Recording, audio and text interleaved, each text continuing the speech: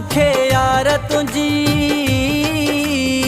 शाम सुबुह रहंदी आहे पचार तुंहिंजी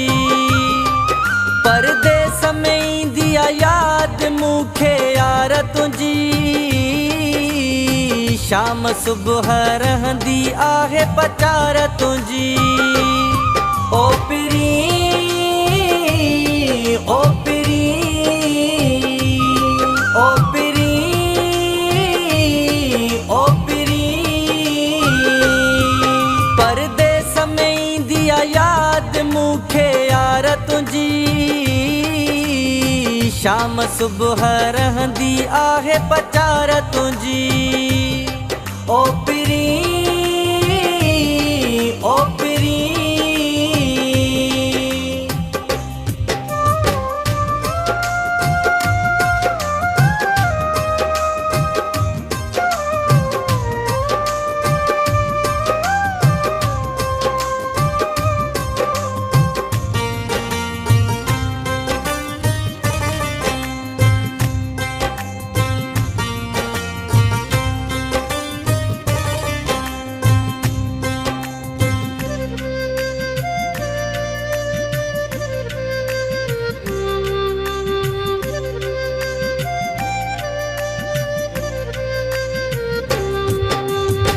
एॾे वॾे मां देस में दिलबर पाण खे कोन ठाहियां थो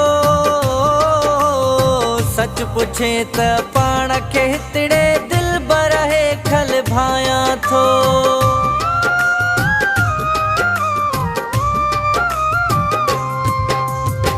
एॾे वॾे मां देस में दिलबर पाण खे कोन ठाहियां थो सच पुछे त पाण खे हितड़े दिलबर हेठल भायां थो हर वक्त हूंदी बस आहे मूंखे सार तुंहिंजी शाम सुबुह रहंदी आहे पचार तुंहिंजी ओ पिरी ओ पिरी ओ पिरी ओ पिरी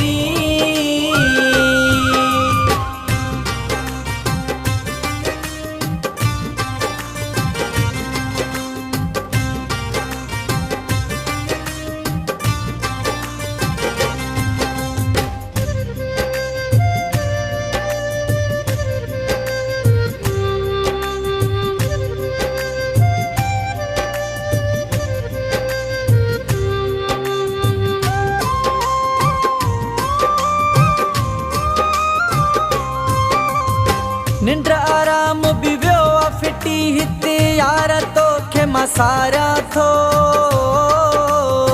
ॾाढी ॾुखी हर राति थी कटिजे दिलबर तोखे पचारियां थो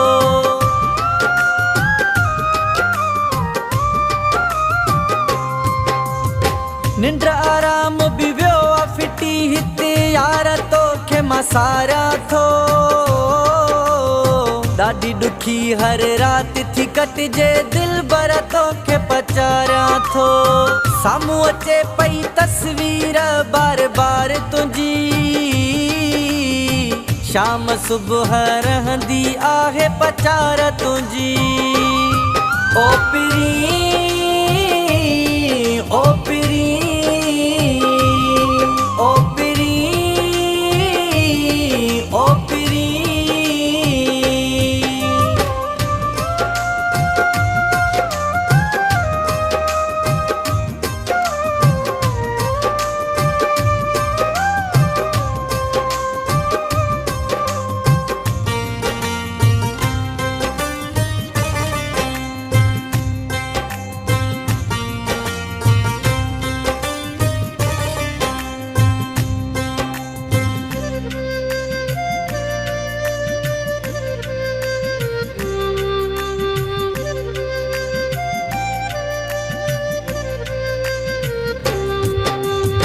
आया बेवस मां आरे बाणी मौला कंदो शल मिलंदासी मोहम्मद अली चए दड़ी वारो हिक ॿिए खे साम्हूं ॾिसंदासी